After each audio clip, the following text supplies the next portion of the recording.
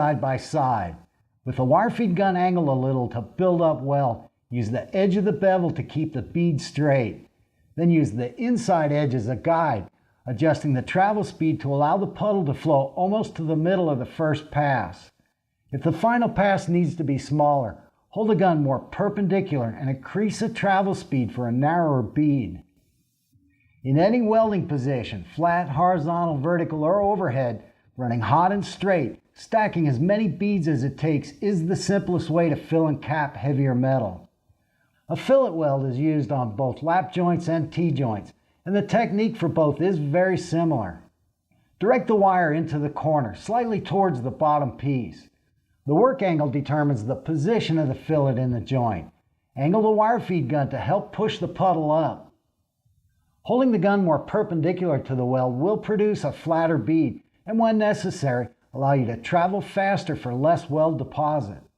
Angling the gun slightly back will build up more weld and produce a slightly crowned weld bead. Keep the wire towards the front of the puddle for good weld fusion in the bottom corner. On heavier metal, stack up overlapping beads to build up the required amount of weld.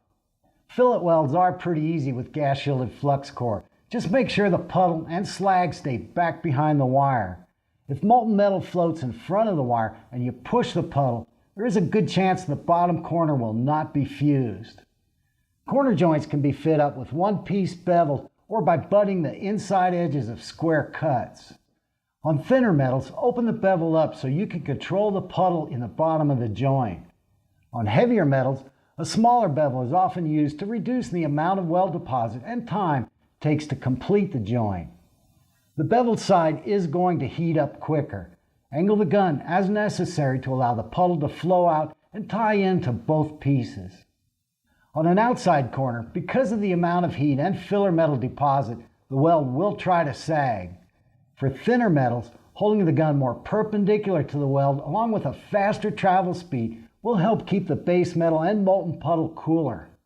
As the metal thickness increases, it may take two passes, the first filling to the bottom corner, the second filling to the top. On heavy metal, bring the filler deposit up and out evenly, leaving a little of the edges for the final weld. Every type of weld joint in any position is made one weld bead at a time, and it always comes back to controlling the wire extension, gun angle, and travel speed. Even though it's hot, with a considerable amount of weld deposit, gas shielded flux core is not complicated. Don't be bashful. Turn up the heat, run straight, and keep it simple. Well, I hope I've given you an idea about flux core arc welding. With moderate deposit rates, the self-shielded wires are used for structural, fabrication, and repair outside the shop. They're also an excellent type of wire for the smaller wire feed machines. Gas shielded wires with higher deposit rates are used inside the shop for heavy fabrication and repair. Choose the type of wire for the projects you're working on and understand the characteristics and parameters of the specific wire you're using. Watch the puddle and practice developing the skills to control a wire feed gun and figuring out just what works for you. Take your time, have fun with this, and above all else, work safely.